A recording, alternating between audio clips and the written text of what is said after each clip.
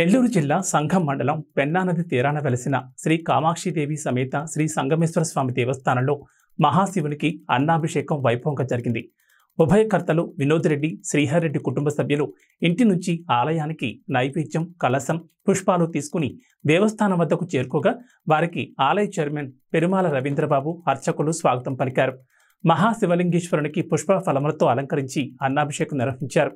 భక్తులు అధిక సంఖ్యలో తీర్థప్రసాదాలు స్వీకరించారు.